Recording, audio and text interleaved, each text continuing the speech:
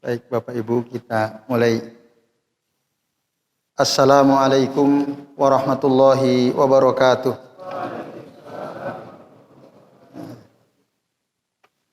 Alhamdulillahi rabbil alamin. Wal aqibatu lil muttaqin wala udwana illa 'alal zalimin. Asyhadu an la ilaha illallah wahdahu la syarikalah wa asyhadu anna Muhammadan abduhu wa rasuluh. Allahumma shalli wa sallim wa barik ala Muhammad wa ala ali Muhammad kama shallaita wa barakta ala Ibrahim wa ala ali Ibrahim fil alamin innaka Hamidum Majid. Rabbi shrah li sadri wa yassir li amri wahlul 'uqdatam min lisani yafqahu qawli, amma ba'du. Bapak-bapak dan ibu-ibu serta hadirat sekalian, a'azani Allah wa iyyakum ajmain. Alhamdulillah pada maghrib hari ini atas izin Allah kita bisa berjumpa kembali di majelis kajian kitab Al-Usul As-Sittah. Insyaallah pada malam ini kita akan membahas landasan yang terakhir, ya, Al-Aslu As-Sadis. Semoga bisa rampung, ya, kita bahas. Insya Allah nanti pekan depan kalau ini rampung, kita akan membahas kitab baru, yaitu kitab Al-Mu'taqid As-Sahih. Al-Wajibu ala kulli muslimin i'tiqaduhu. Karya Syekh Abdus Salam bin Barjas, hafidhahullahu ta'ala, insya Allah. Nanti akan kitab udah ready, siap akan dibagikan oleh Takmir. Nanti kalau kata Pak Purnomo ada yang mau donasi silahkan gitu, ya. Intinya kitab dibagikan gratis gitu Pak, ya. Tapi nanti ada kotak infak donasi gitu, ya. Oh ya. Nah, jadi insya Allah, ya, ada 60 eksemplar kitab yang sudah tersedia, ya. Semoga nanti Bapak Ibu ada teman yang mau ikut ngaji istiqomah bisa diajak besok, insya Allah dibagikan kitabnya, ya. Baik Bapak Ibu dan sekalian, jadi pada malam ini kita akan membahas Al-Aslu As-Sadis, ya, landasan yang ke-6. Silakan dibuka halaman 78. Sudah ketemu, ya?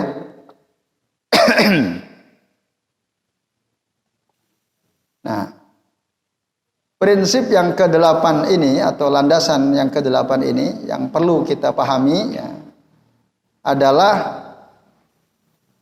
dalam rangka membantah syubhat, ya. Sebagian orang yang mengatakan bahwa, ya, mengikuti Al-Quran dan Sunnah secara langsung itu sulit.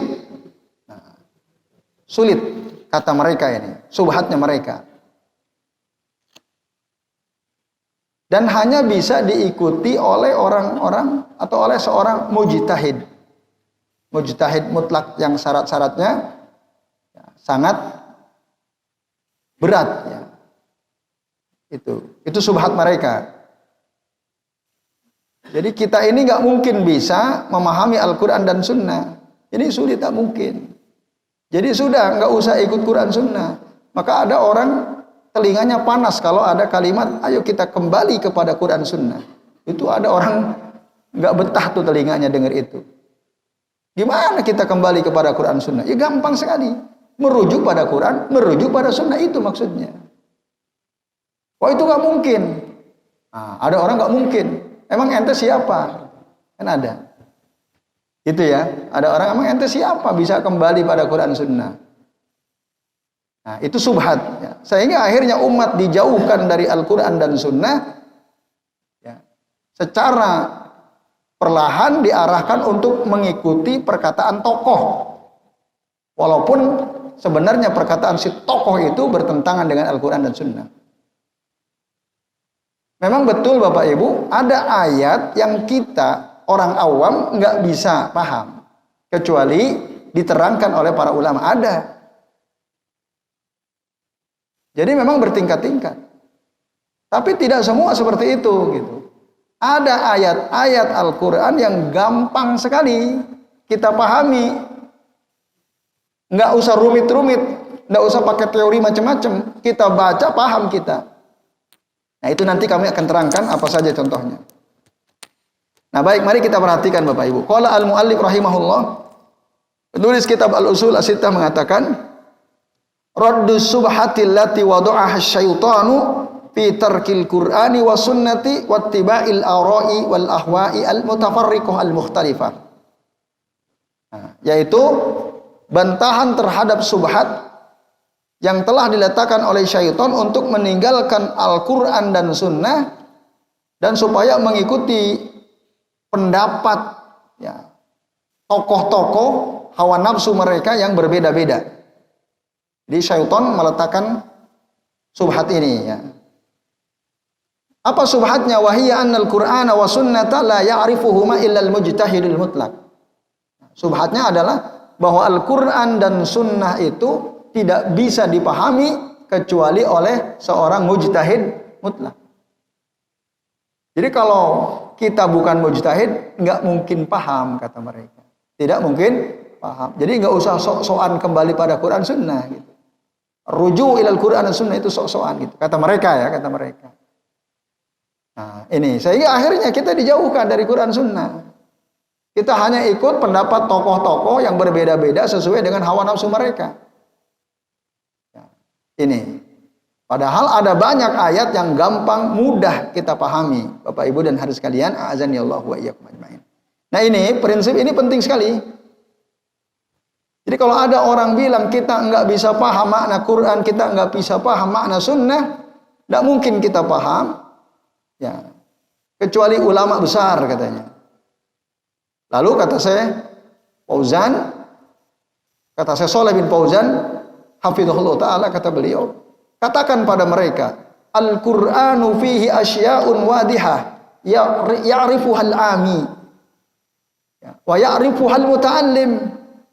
Taqumu bihi al-hujjah 'alal khalq wa fihi asya' la ya'rifuha illa al-ulama wa fihi asya' la ya'lamuha illa Allah Subhanahu wa taala. Jadi Al-Qur'an itu memang kalau dilihat dari apakah kita bisa memahami atau tidak, ada 3 kategori. Kata saya Shalih bin Fauzan hafizahullah taala. Yang pertama, ada ayat-ayat Quran yang sangat jelas, gampang sekali dipahami oleh orang awam sekalipun. Itu. Dan diketahui oleh orang yang sedang menuntut ilmu, oleh talib, ada. Nah, contohnya apa?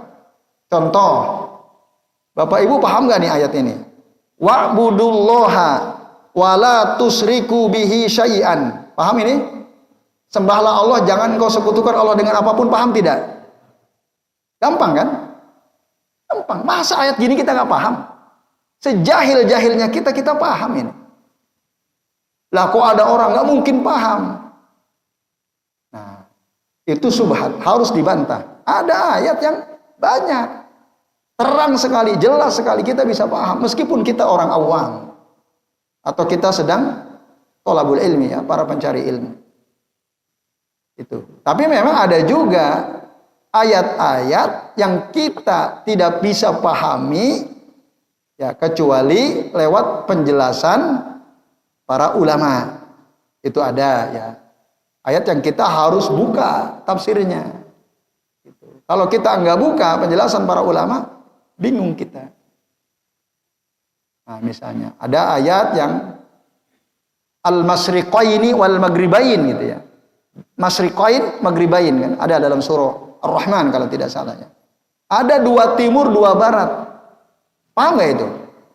Bingung kita kan?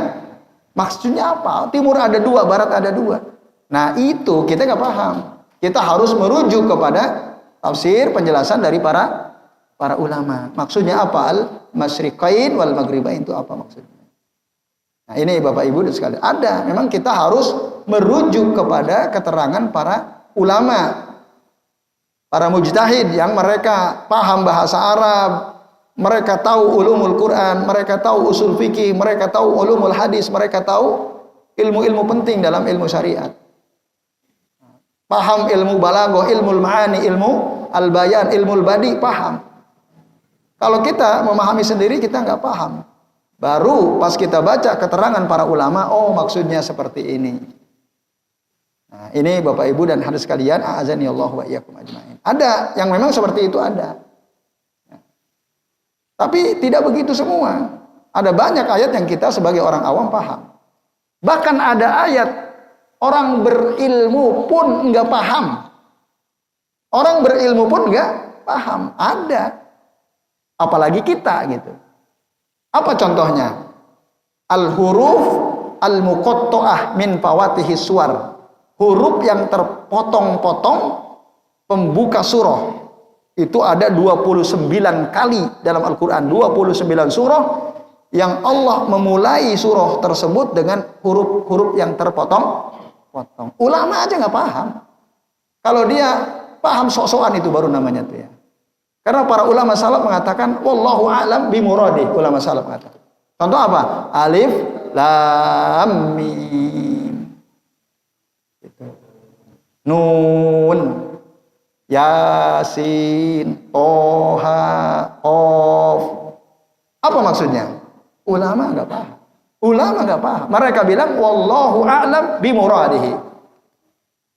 Itu yang paling ya selamat.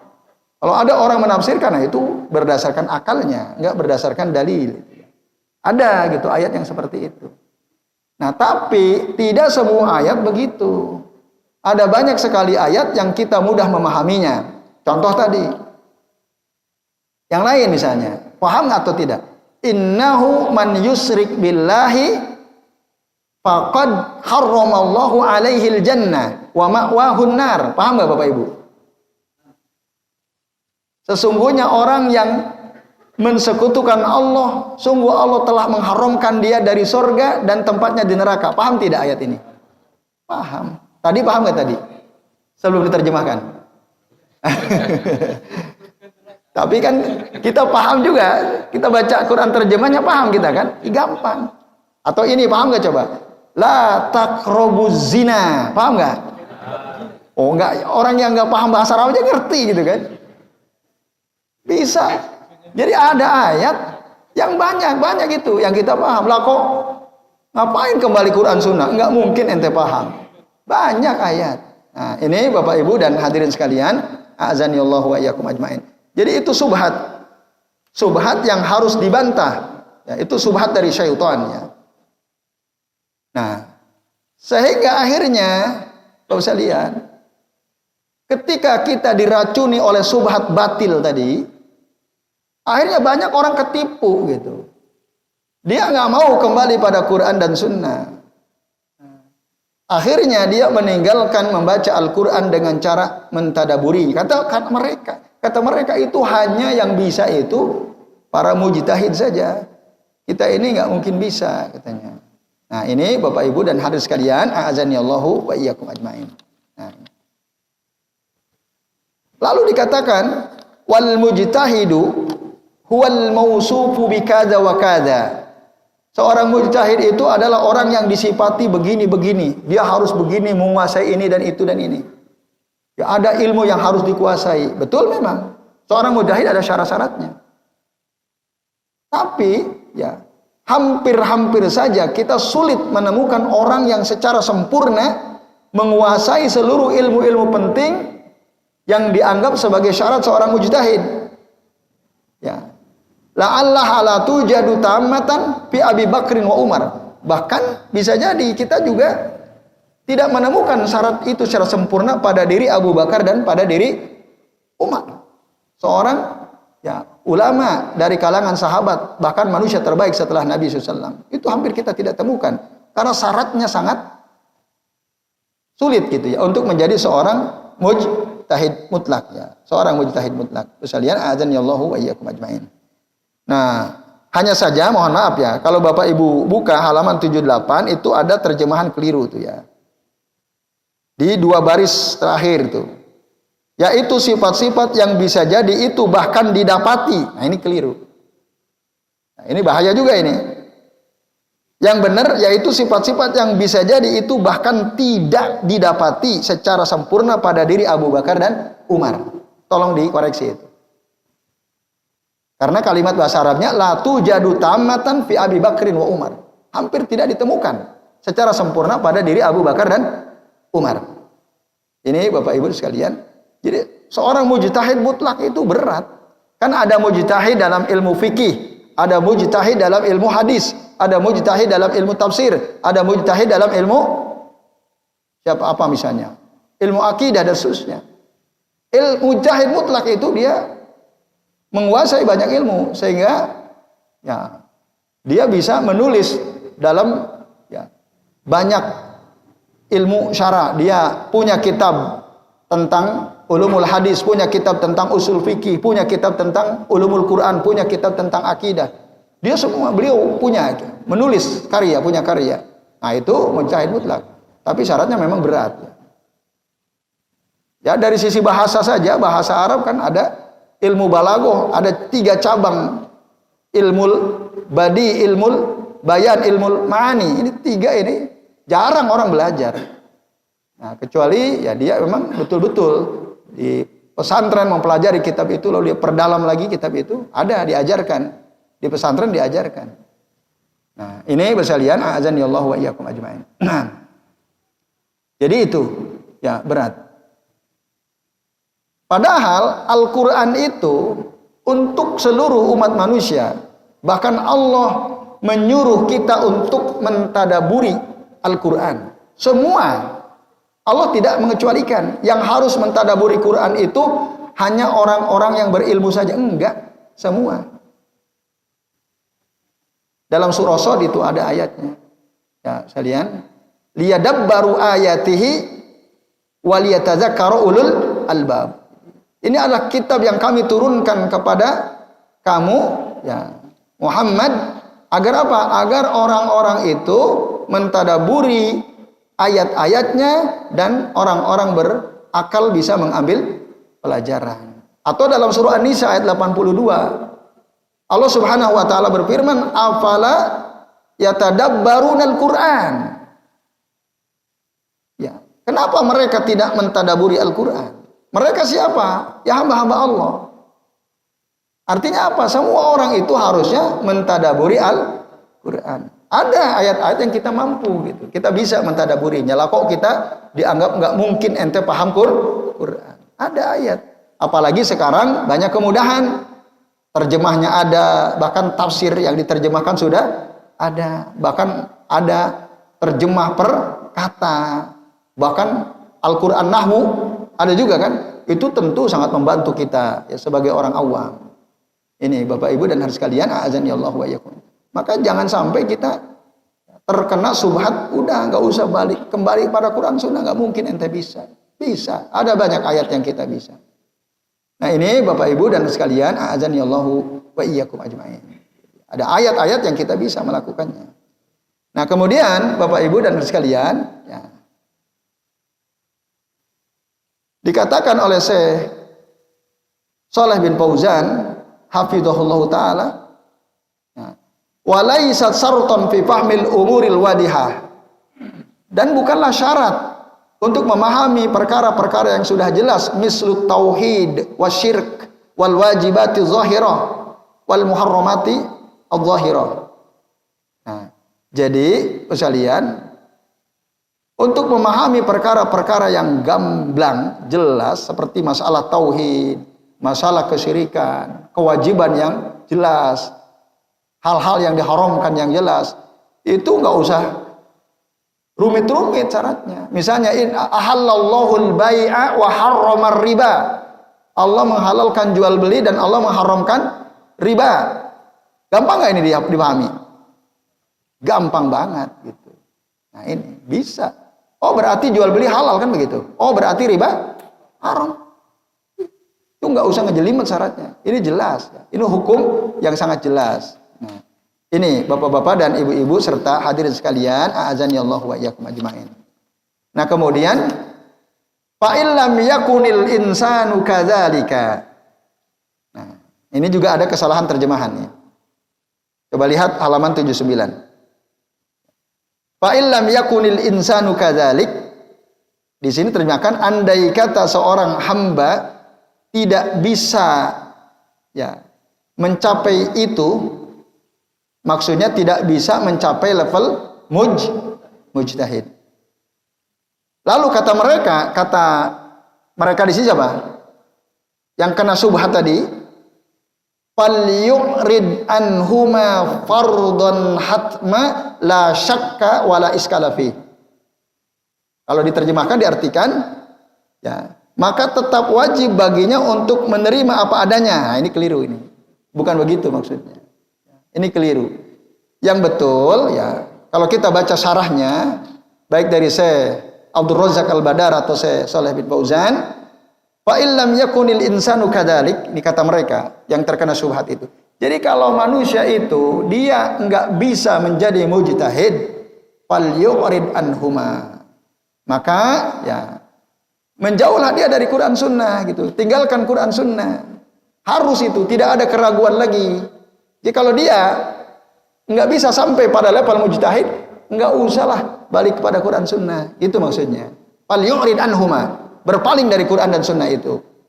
Fardhan hatman wala syakka wala iskala fi. Tidak diragukan lagi, dia harus meninggalkan itu. Kalau dia enggak sampai pada level mujtahid. Ini kata siapa? Kata siapa ini? Kata orang-orang yang kena syubhat. Jadi kita suruh berpaling, tinggalin Quran. Kalau kita enggak sampai level mujtahid. Nah, lalu kata mereka, waman tolabal huda minhuma, barang siapa yang mencari petunjuk dari Al-Quran dan Sunnah langsung, fahuwa jindik katanya. Oh, ngeri banget ya. Jadi kalau ada orang dia memahami sesuatu, baca Quran, baca Sunnah, itu jindik kata mereka.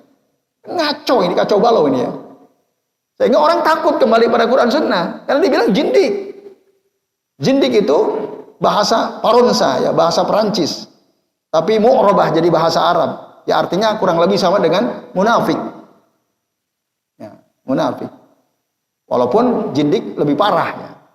Dia mengingkari akhirat ya, dia mengingkari tauhid rububiyah.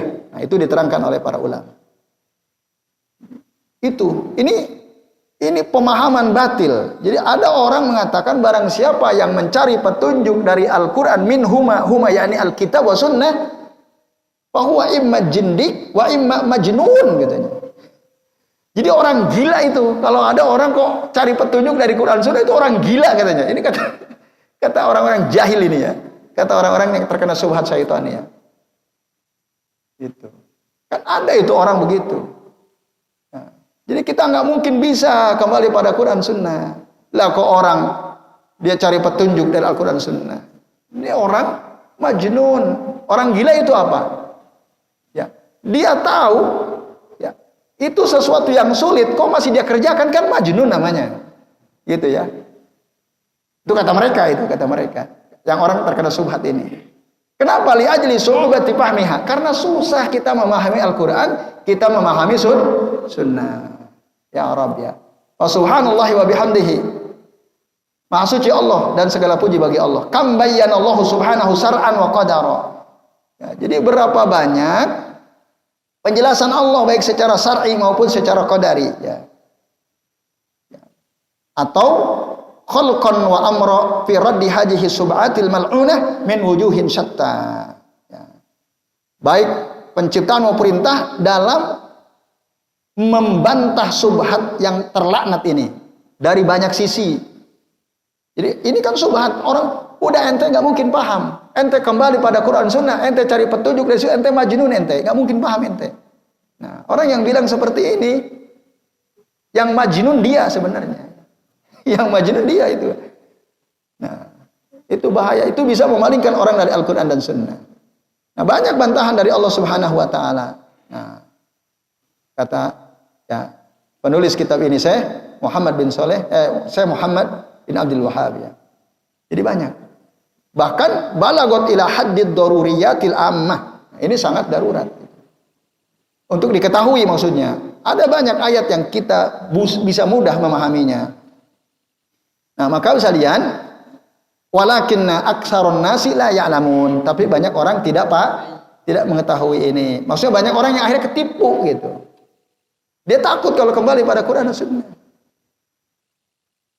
Nah, bahkan kalau ada orang ngisi pengajian kok sebentar-sebentar ayat Quran, sebentar-sebentar itu hadis Nabi, itu masih pemula itu katanya. Orang nggak paham tuh. Jadi orang yang hebat itu kalau ngisi pengajian nggak pernah ngutip ayat Quran, nggak pernah ngutip hadis Nabi, itu top markotop katanya. Itu ada orang bilang begitu. Jadi kalau ente hadir ke pengajian, di pengajian itu apalagi bawa kitab, terus sebentar-sebentar ayat Quran, sebentar-sebentar hadis Nabi, itu ecek-ecek itu. Kata mereka begitu. Orang berilmu itu kalau ngisi pengajian pakai kitab, nggak merujuk pada Quran Sunnah. Itu baru. Itu ada Pak, orang kayak gitu ada itu. Pernah dengar nggak orang kayak gitu? Iya, itu ada orang kayak gitu. Orang jahil, orang kayak gitu itu ya. Ilmu itu sumbernya Quran, kitab, Al-Quran, kitabullah, wa sunnah Rasulullah. Kita harus kembali kepada Al-Quran, kembali kepada sunnah, bukan pakai otak kita. Itu. Nah, maka ya itu yang jahil itu yang kayak gitu itu, yang ngomongnya seperti itu. Nah, tapi ya dia nggak ngerti gitu. Nah, lalu dikutip sebagai dalil banyak orang yang seperti itu dari surah Yasin ayat 7 sampai ayat 11. Laqad haqqal qaulu ala aksarihim fahum la yu'minun. Ya, sungguh telah tetap ya mereka mendapatkan azab ya, kepada kebanyakan mereka disebabkan mereka tidak beriman. Inna ja'alna fi a'naqihim aglala ya, fahiya ilal alqani fahum mukmahun. Sesungguhnya kami jadikan pada leher-leher mereka belenggu ya, bahkan sampai dagu mereka. Wa fahum mukmahun, mereka menengadah gitu. Wa ja'alna min baini aidihim sadda. Lalu kami jadikan di depan mereka ada sekat, wa min khalfihim sadda. Dan di belakang mereka ada sekat. Fa aghshaynahum fahum la yubsirun. Lalu kami tutup mata mereka dan mereka enggak bisa melihat. Yang hak enggak bisa melihat. Enggak bisa mendapatkan kebenaran dari Al-Qur'an. Wa sawa'un 'alaihim, sama saja atas mereka, a'anzartahum, kamu beri peringatan mereka, am lam tunzirhum la yu'minun. Kamu ingatkan mereka atau kamu tidak ingatkan mereka, mereka tidak beriman. Nah, lalu siapa yang baik itu? Pada ayat 11 Allah terangkan, innama tunziru man ittaba'a dzikra. Nah, sesungguhnya engkau Muhammad hanya memberi peringatan pada siapa? Orang yang mau mengikuti Al-Qur'an. Ya, man ittaba'a dzikra. Bukan man ittaba'al ara wal ahwa, bukan. Tapi yang ngikutin Quran. Artinya Quran itu pasti bisa dipahami. Maka diikuti. Nah, jadi engkau Muhammad hanya memberi peringatan pada siapa? Man ittaba'a dzikra wa khasyiyar rahmana bil ghaib. Dan orang yang takut kepada Allah Zat yang Maha Rahman dalam kesendiriannya. Ya, bil ghaib, ketika dia sendiri takut sama Allah. Fabasyirhum bimaghfiratin wa ajrin karim. Maka berilah mereka kabar gembira dengan ampunan dari Allah dan pahala yang karim, yang mulia. Nah, ini surah Yasin ayat 11 tuh. Nah, Bapak Ibu dan hadirin sekalian, azani Allah wa iyyakum ajmain. Ya. Ini adalah ayat-ayat kata Syekh Saleh bin Fauzan, semoga Allah menjaga beliau ya. Fil mu'ridina anit tadabburi ya, kalamillahi wa kalami rasulih sallallahu alaihi wasallam. Jadi ayat ini menjelaskan tentang orang-orang yang berpaling, tidak mau mentadaburi ayat-ayat Allah, tidak mau mentadaburi sunnah-sunnah Rasulullah SAW. Ayat ini bicara tentang itu. Wa fi akhiriha, dan bagian akhir ayat ini ayat 11-nya, manallahu alaihi. Ya, alladzi manallahu alaihi. Jadi orang-orang yang diberi nikmat oleh Allah taala, siapa mereka? Manittaba'a dzikra wa khasyiyar rahmana bil ghaib. Nah, itu. Nah, jadi ini ada dua golongan gitu ya. Yang baik siapa? Tentu yang terakhir. Orang yang ngikuti Al-Qur'an, manittaba'a dzikra. Itu bisa lihat ya. Dan takut kepada Allah dalam keadaan kesendirian dia ya, bil ghaib. Nah, ini Bapak Ibu dan sekalian, azanillahu wa iyyakum ajmain. Ya. Jadi jelas. Nah, maka kalau kita tidak mau memahami Al-Qur'an karena takut tadi, ente nggak mungkin paham. Akhirnya setiap dia baca Quran, yang dia kejar apa? Hanya keberkahannya saja. Li'ajlil barokah. Hanya dikejar keberkahannya. Yang penting aku baca Quran berkah. Ente paham nggak? Nggak penting paham nggak paham. Oh, dia banyakin baca Quran. Satu huruf 10 kebaikan. Udah deh, udah cukup ente baca aja udah berkah gitu ya. Nggak usah macam-macam ente ingin paham. Kan ngaco ini. Kita disuruh mentadaburi Quran. Siapa yang nyuruh? Allah yang nyuruh kita. Kita disuruh ngikutin Quran. Artinya kalau kita ingin ngikutin Quran harus paham Quran. Gitu. Maka kita harus berusaha untuk bisa memahami Al-Quran. Caranya gimana? Ya hadir di majelis tafsir. Nah, pelajari bahasa Arab dan seterusnya. Nah, ini sekalian. Nah, ini ya penjelasan terakhir. Akhiruhu walhamdulillahirabbil alamin wa sallallahu ala sayyidina Muhammadin wa ala alihi washabihi wa sallama tasliman katsira ila yaumiddin. Ya. Jadi segala puji Allah Tuhan semesta alam, semoga sholawat dan salam tercurahkan kepada Nabi Muhammad, kepada keluarga, kepada umatnya, kepada sahabatnya, sallama tasliman katsira. Ya, hari pembalasan. Alhamdulillah Bapak Ibu, selesai sudah ya. Kita mengkhatamkan ngaji apa? Kitab apa nih? Kitab apa? Al-Usul As-Sittah. Karya siapa? Syekh Muhammad bin Abdul Wahhab rahimahullah. Alhamdulillah. Nah, insyaallah nanti pekan depan kita akan membahas kitab apa? Al-Mu'taqid As-Sahih Al-Wajibu ala kulli muslimin i'tiqaduhu. Karya Syekh Abdul Salam bin Barjas hafizahullah ta'ala. Insyaallah kitabnya udah tersedia pada ini ya. Nah, tinggal besok akan dibagikan. Nah, katanya sih gratis, tapi nanti yang mau donasi silahkan. Nanti ada disediakan kotak infak, yang mau donasi silahkan. Yang ada rezeki, yang tidak ada rezeki, gitu Pak Tarin ya. Silahkan ambil kitabnya. Jadi saya kira itu mudah-mudahan bermanfaat. Sebelum diakhiri, barangkali ada yang mau tanya. Ya silahkan Pak Agus.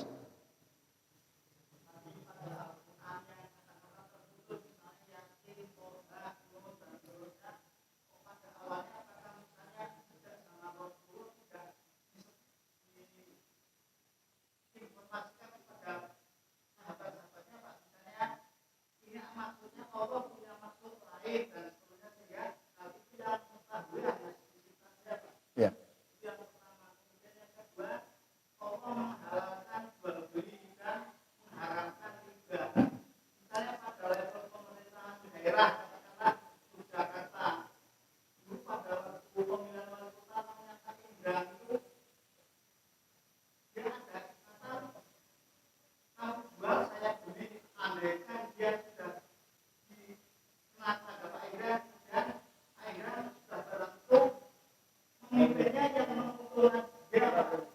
Terus? Itu apa yang maksud kamu jual aku beli? Itu maksudnya apa? Kamu jual saya beli itu kotanya. Itu apa maksud?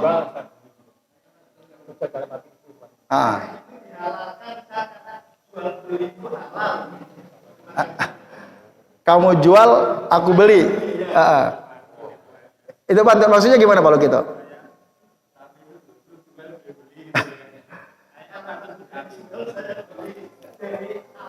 Maksudnya kamu jual Jogja, aku beli Jogja gitu. Itu termasuk jual beli yang dihalalkan atau tidak gitu maksudnya? Iya.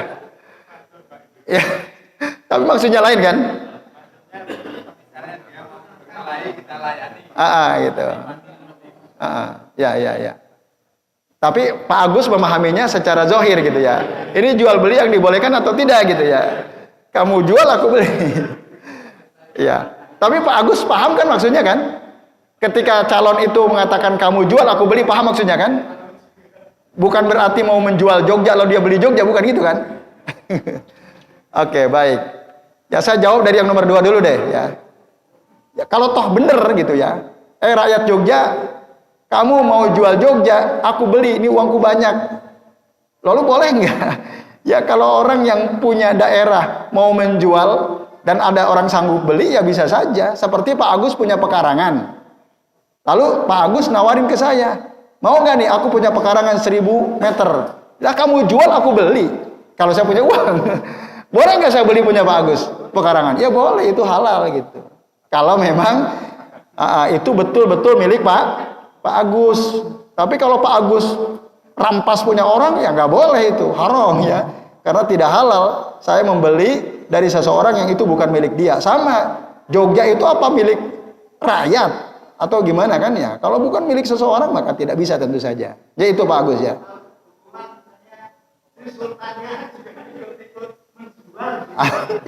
Ya itu kan haknya beliau. Kalau beliau mau jual ya silakan aja. Apakah beliau nawarinya benar-benar atau sekedar bahasa kiasan kan? Kita nggak tahu. Kalau beliau benar, aku jual nih. Ya kita punya uang, tinggal kita beli. Halal atau tidak? Jelas halal. Gitu. Karena tanah yang mau dijual milik beliau kan gitu. Kecuali kalau beliau mau jual tanah orang ya itu nggak boleh tentu saja. Itu wallahu a'lam bishawab. Baik, yang kedua, yang pertama tadi ya. Apakah Nabi tidak menerangkan makna huruf-huruf al-muqatta'ah? Tidak, makanya tidak ada keterangan. Jika Nabi menerangkan tentu sahabat sudah menjelaskan. Jika sahabat menjelaskan tentu para ulama sudah mengatakan ada penjelasannya. Karena Nabi tidak menjelaskan, sahabat tidak tahu juga, maka para ulama mengatakan wallahu a'lam bimuradih. Allah yang lebih tahu apa maksud alif lam mim toha nun qaf. Nggak ada yang tahu itu. Nggak ada yang tahu. Nah, la ya'lamuha illallah kan? La ya'lamuha illallah, tidak ada yang tahu kecuali Allah. Memang ada warrasihuna fil ilmi ada. Itu dalam surah apa itu? Nah, sebentar ya. Bapak Ibu sekalian, memang ada ayat ya tentang ayat al-muhkamat wal mutasyabihat ya. Bapak Ibu bisa buka dalam Al-Qur'an. Nah,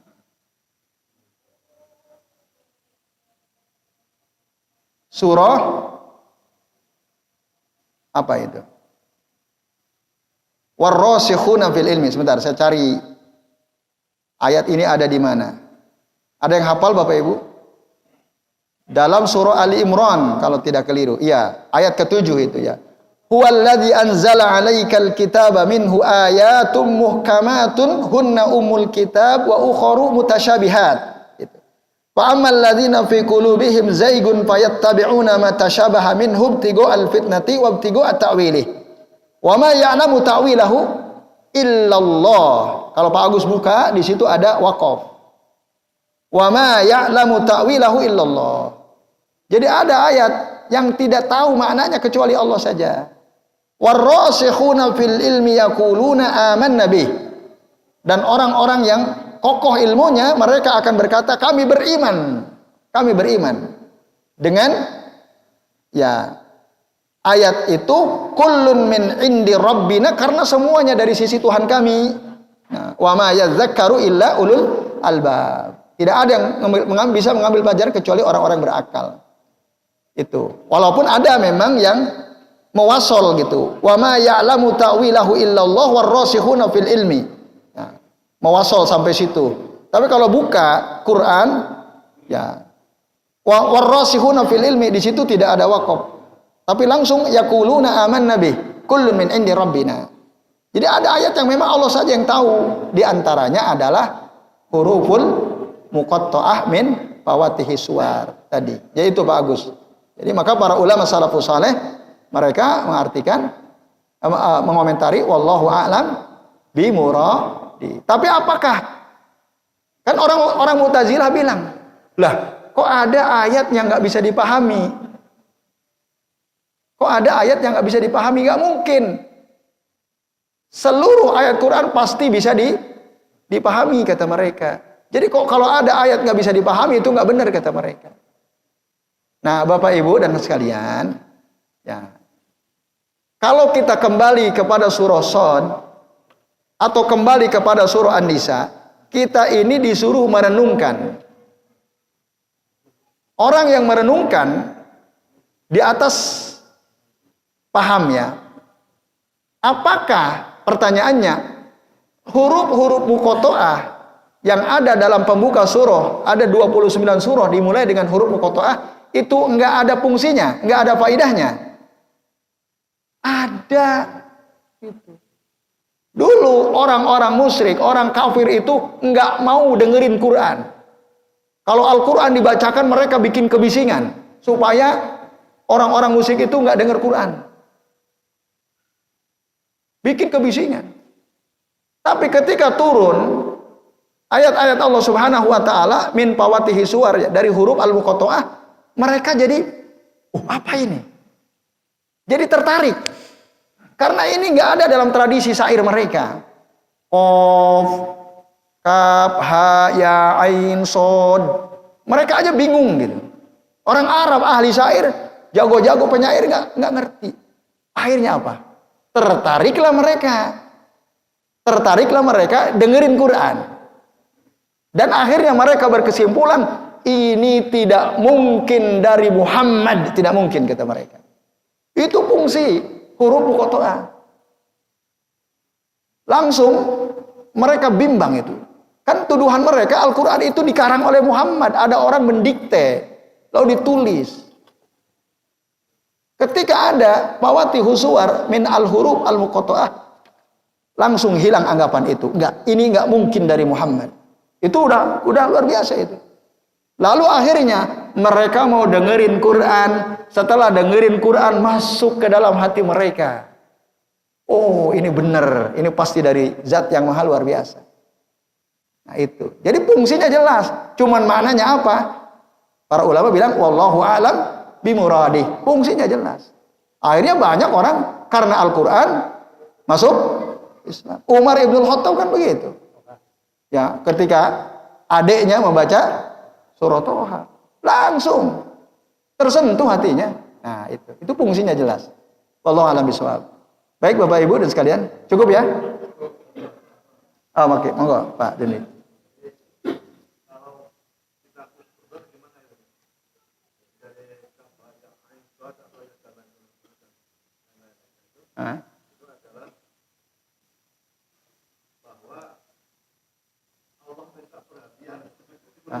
Ya.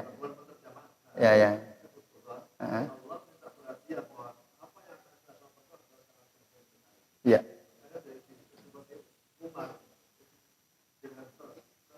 Sentuh. Ya.